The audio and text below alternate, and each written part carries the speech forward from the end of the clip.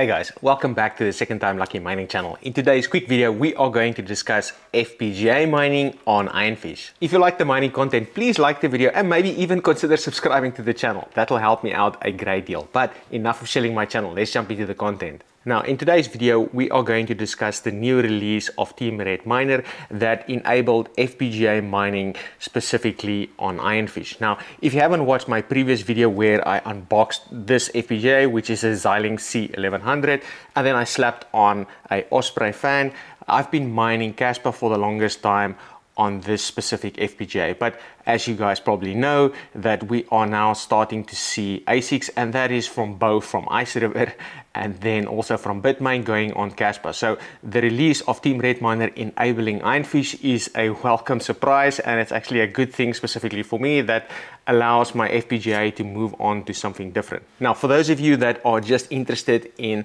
the numbers and the efficiency, I've been running this for about 16 hours on Ironfish, and it's actually been stable. I haven't fiddled a lot with the core clocks and the voltages on the core, but I'm getting about 47 gigahash at around 60 watts, and that is a hell of a lot more efficient compared to any other GPU out there. And we'll have a look on the computer. But enough of me talking about, let's jump on the computer. I'll plug this in and I'll show you guys how to start mining with your FPGA and the efficiency that you can get with your own eyes. Okay, so here we are on the computer. Now, as you can see, I've got Team Red Miner's GitHub open, and here you can have a look and see the version of Team Red Miner, so 0.10.13.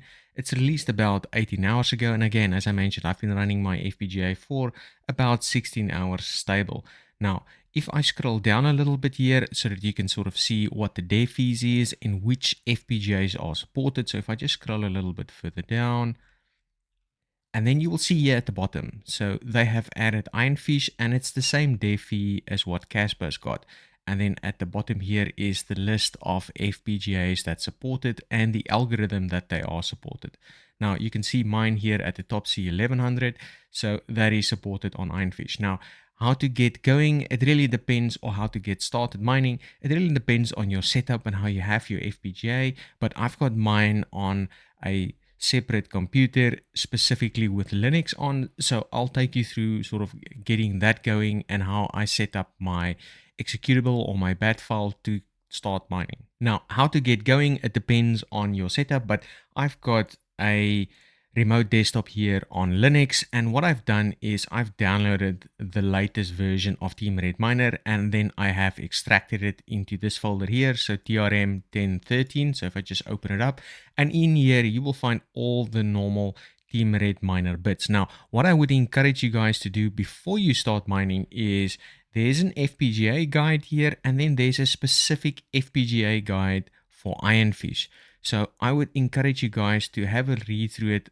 As you can see here, I'm already scrolled here at the bottom, so I've read through this a couple of times, but it goes over the document and how to get going. Now, what we would look for here is specifically talking about how to get started. So here you can see is an example of running the miner here. So it's the normal thing that you would run. You'd start Ironfish, you would specify the stratum and your pool and the port, and then your wallet address. And then what they've done is they've started the core clock at 200, and they recommend at least starting at that specific speed. So it depends on what your cooling is on your FPGA, and again, that's why I started with this. But then you can actually start tuning it slightly. So there is some errors that you potentially might get as soon as you push it too high. So it's really a balancing act between stability, heat, and the amount of errors that you would get here. Now, I'll show you guys my bat file in a second, but what I also suggest is something like this, where again, you do the same thing, your pool wallet, but more importantly here, where you would specify the voltage of the core clock, so that's a millivolts, and then the core clock speed here, and then setting your auto error to 1. So it really depends on, what your setup is, but I'll show you guys sort of how I'm running mine and what has been at least stable for me. You might have slightly different results, but at least it's a good starting point. Okay, so now enough talking about it. What I'm going to do is close this up and then open up the terminal here. And this is just how I'd like doing it. So I'm just going to navigate to exactly this folder. So CD downloads, CD TRM 1013. So that's the folder that I've got open. Now, what I need to do now is specify the commands, and I'll make this a little bit bigger.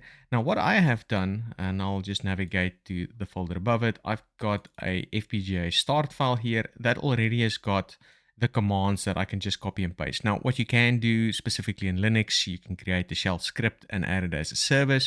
So there's lots of different ways that you can do this, but specifically looking at my file here, I've got exactly what they've suggested, so 600 and 650, and then my wallet address is slightly different, and that's just because I'm mining to Exchange. So if I just copy this across, paste it in there, and then specify my root credentials, and what you would see is it will automatically start mining.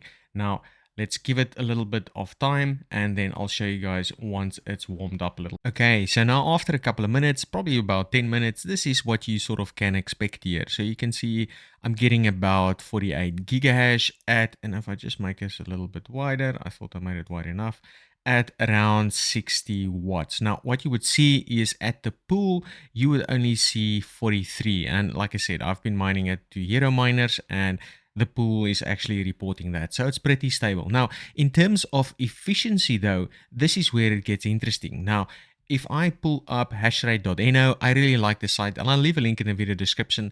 It's really a welcome change from using What2Mine. But I've pulled up Ironfish, and I've pulled up specifically the benchmark, so you can sort of see what various different GPUs get. And then on the right hand side here is the efficiency.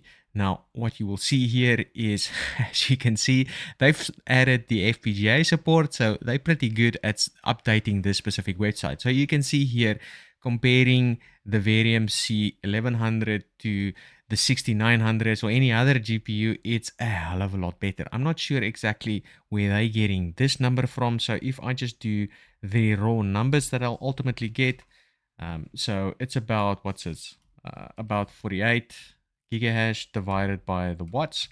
Yeah, it's about 800. So I'm not getting the 848, but I'm happy with 800. It's sort of been stable. So I like the stability when it comes to mining. Now, that's really how easy it is to set up and run your FPGA.